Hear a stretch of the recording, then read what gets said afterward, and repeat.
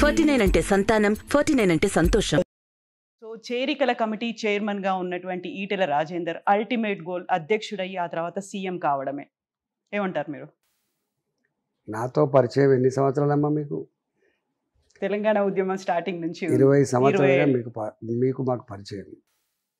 ఈటెల రాజేందర్ అనే వ్యక్తి ఎప్పుడన్నా చేయి జాబ్ ఏమైనా అడిగినరా? నోరు విడిచి ఈ పదవి కావాలని చెప్పి ఎప్పుడు అడగలే. పదవుల వెంట పాకులాడిన వ్యక్తి కాదు ఈటెల రాజేందర్ అంటాడు. ఈటెల రాజేందర్ అంటాడు వచ్చిన బాధ్యతని బాధ్యతగా ప్రజల కోసం వాడినోడు తప్ప నా కోసం కూడా వాడినోడు కాదు. మీరు అంటున్నారు ఏదో చేరికల కమిటీ చైర్మన్ ఇస్తే ప్రపంచంలో ఎక్కడ ఉంటుంది అమ్మ చేరికల కమిటీ? ఎక్కడ ప్రపంచంలో చేరికల కమిటీ ఉండదు. సరే ఇచ్చిండ్రు, నేను అర్థం చేసుకున్న నాయకుడు కాబట్టి దాన్ని పాటించే ప్రయత్నం చేసిన.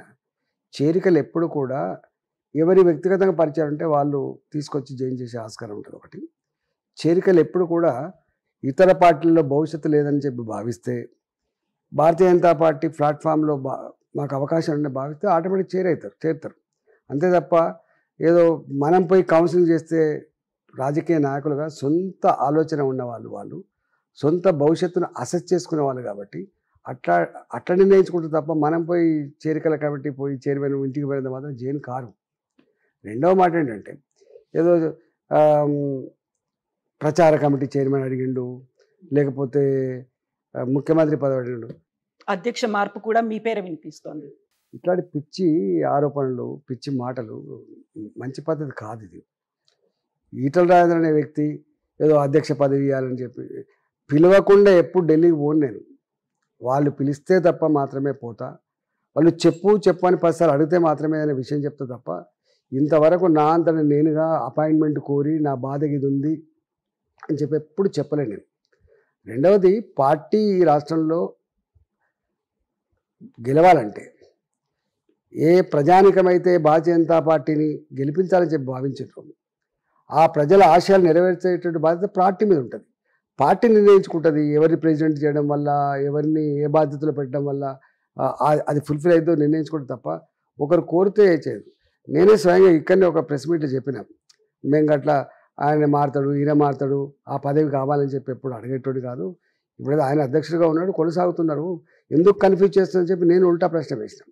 అందువల్ల ఇవన్నీ ఈ పిచ్చి రాతలు, ఈ పిచ్చి ప్రచారాలు మంచిది కాదు.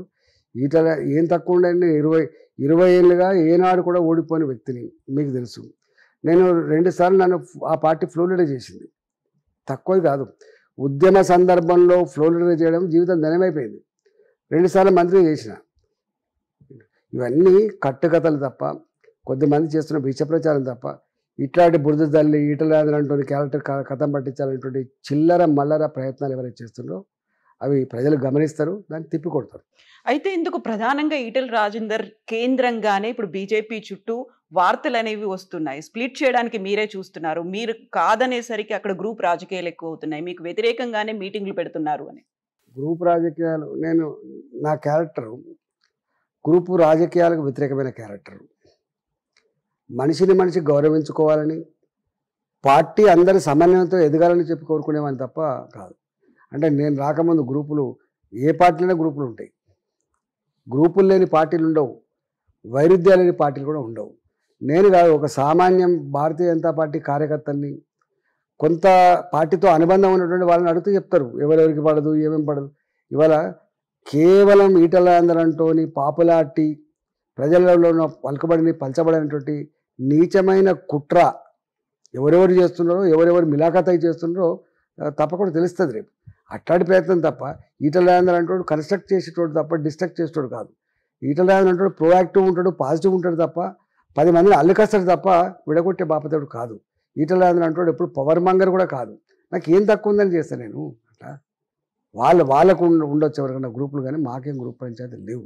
సో మీరు అధ్యక్షుడు కావాలని చూస్తున్నారు, ఆ తర్వాత సీఎం కావాలని చూస్తున్నారు. ఈ నేపథ్యంలోనే మీతో కలిసి గతంలో పనిచేసినటువంటి కొండా విశ్వేశ్వరరెడ్డి, విజయశాంతి, వివేక్, జితేందర్ రెడ్డి వీళ్ళందరూ కలిసి కూర్చొని మీటింగ్లు పెట్టుకున్నారు. అమ్మ నాకు మళ్ళీ ఫోన్ చేసిన అందరూ, ఏంటంటే మేము భోజనానికి పోయినా తప్ప మాకు వీటితో సంబంధం లేదని చెప్పిండు. వాళ్ళతో ఇప్పుడు గట్లా చేయాలనుకుంటే ఒక 10,000 మందిని గ్యార్ చేస్తే ఇక్కడ 10,000 మందిని గ్యాదర్ చేస్తారు, ఓ 100 మంది నాయకులను గ్యాదర్ చేస్తారు. ప్రయత్నాలు అయితే అమ్మ ఈటల రాజేందర్‌తోని వాల్యూ ఏందో సమాజం, తెలంగాణ సమాజం తెలుసు, వాళ్ళ వాల్యూ ఏందో కూడా తెలుసు వాళ్ళకి. ఒక్కొక్క మనిషికి ఒక్కొక్క వాల్యూ ఉంటుందమ్మా, ఒక్కొక్క మనిషికి ఒక్కొక్క వాల్యూ ఉంటుంది, అంచనా ఉంటుంది, గుర్తుపెట్టుకోండి. నాకు అందరు ఫోన్ చేసింది చాలామంది, మేము భోజనానికంటే భోజనం గిట్ట కాలేదు. నేను చేయలేను ఆ పని, కానీ నేను ఆ పని చేయను. నేను ఈ 10 మంది వచ్చి ఈటల రాజేందర్‌కి మద్దతు ఇచ్చినంత మాత్రాన ఈటల రాజేందర్ పెద్ద లీడర్ అయిపోడు. 10 మంది కూర్చొని ఒక కాడ నా మీద లీకులు ఇచ్చి రాయించినంత మాత్రాన చిన్న నాయకుడు ఒక కాడు, గుర్తుపెట్టుకోండి. ఇలా ఈటల రాజేందర్ అంటున్న చరిత్ర వీళ్ళందరికంటే కూడా 20 సంవత్సరాలుగా తెరిచిన పుస్తకంలాగా ప్రతి హృదయంలో ఉంది. నేను ఒక స్టేట్మెంట్ ఇచ్చిన, మీకు గుర్తు చేస్తున్నాం. వల్ల ఇట్లే ఒకసారి కేసీఆర్ గారు నా నియోజకవర్గంలో మనం ఓడగొట్టడానికి కరెంటు స్తంభాల మీద కూడా కేసీఆర్ ఫోటో వేసుకున్నారు. ఫ్లెక్సీలు అయిపోయినాయి, ఓర్డింగ్స్ అయిపోయినాయి, పోస్టర్లు అయిపోయినాయి, గోడ మీద రాతలు అయిపోయినాయి, చివరికి కరెంటు స్తంభాలను కూడా వాళ్ళే ఆక్యుపై చేసుకున్నారు. అంటే ఈటల రాజేందర్ అంటున్న ముఖం ఎక్కడ కనబడద్దు, ఆయన పేరు ఎక్కడ గోడ మీద రాయొద్దు అని చెప్పి చేస్తే నేను ఒక మాట అన్నాను. నేను అరే మీ ఫోటోలు, మీ రాతలు, మీ స్లోగన్స్ ఈ ఫ్లెక్సీల మీద గోడల మీద ఉంటాయి బిడ్డ, అవి చెరిపేస్తే పోతాయి, వానకు తడుస్తాయి, ఎండకు ఎండుతాయి, గాలితో కొట్టుకపోతాయి, కానీ నా ఫోటో, నా పేరు తెలంగాణ ప్రజల హృదయాల్లో ఉందని చెప్పి గుర్తుపెట్టుకోండి. గంత కెపాసిటీ ఉన్నాను నేనమ్మా, గంత ధైర్యం లేకుండా ఉన్నాను కాదు.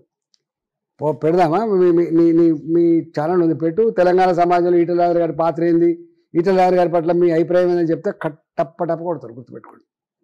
నన్ను పట్టుకొని ఏదో ఇట్లాంటి వెకిలి చేష్టలు, మకిలి ప్రయత్నాలు మంచివి కాదమ్మా.